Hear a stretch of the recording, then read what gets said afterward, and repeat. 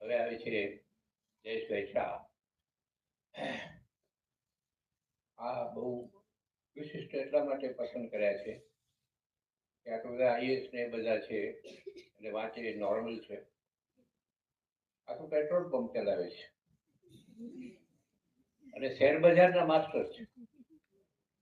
બેને વાંચવા સાથે કાંઈ સંબંધ નહીં કે શેર બજારના પુસ્તકો. પણ ડુમરામાં હું એમને ઘરે ગયો હતો અને એની જે લાઇબ્રેરી જોઈ આજથી 30-40 વર્ષ પહેલા એના બાપુજીની, ત્યારે પહેલી વાર મને ચોરી કરવાના ઉત્સાહ આવ્યો. એટલી સરસ લાઇબ્રેરી, એગ્રીકલ્ચરના માણસ પણ વિશ્વ સાહિત્ય એના ઘરમાં પડ્યું હતું. એનો વારસો અમને મળ્યો છે.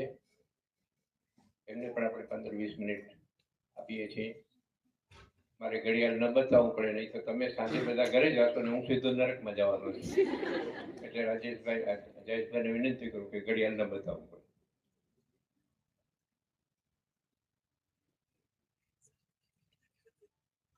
ધોળકિયા સાહેબ, પહેલા તો માફી માંગી લઉં, મારો અવાજ બહુ ખરાબ છે.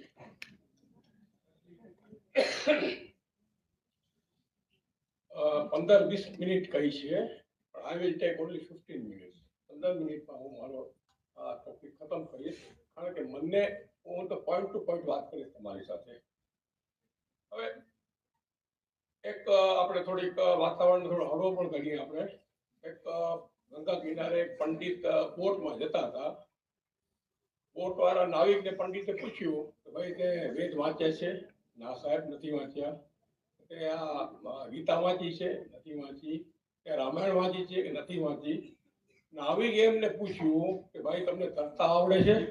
પંડિતે કે ના, બોટમાં કાણું પડ્યું છે અને અત્યારે બોટ ડૂબવાની તૈયારી છે, મને તરતા આવડે છે.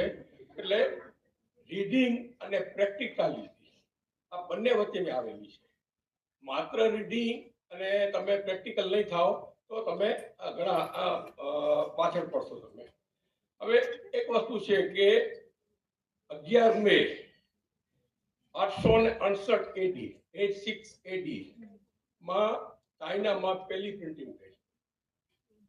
બુદ્ધ ભગવાનના રેખાચિત્રો, બુદ્ધ ભગવાનનો બોધ એક બાટિક રીતે પ્રિન્ટ કરવામાં આવ્યો. તમને ખબર છે કે મુકેશ અંબાણીનો જે મકાન છે એન્ટિલિયાની કિંમત કેટલી છે?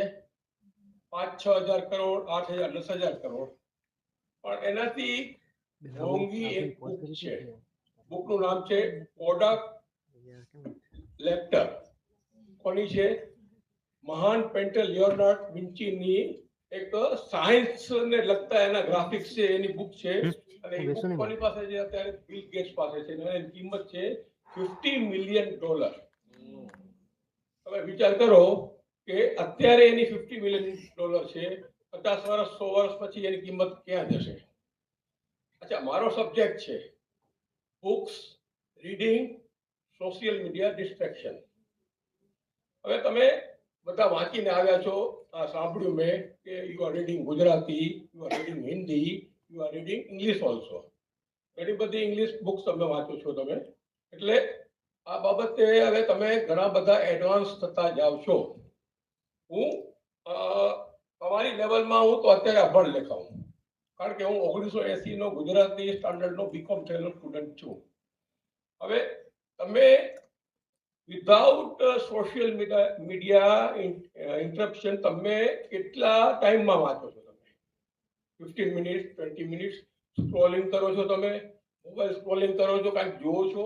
કારણ કે એક વસ્તુ છે કે આપણે હંમેશા જોવું પડે કે ડાયપર અને મોબાઈલ આપણે હંમેશા ઊંચો કરીને જોવું પડે. આ એક અત્યારે યુનિવર્સલ ટ્રુથ છે.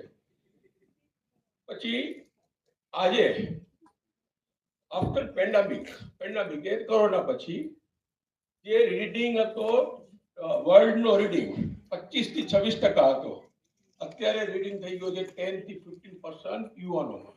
તમે અત્યારે લાઇબ્રેરીમાં જશો, ભુજની લાઇબ્રેરીમાં જશો તો તમને બહુ યંગ ઓછા મળશે.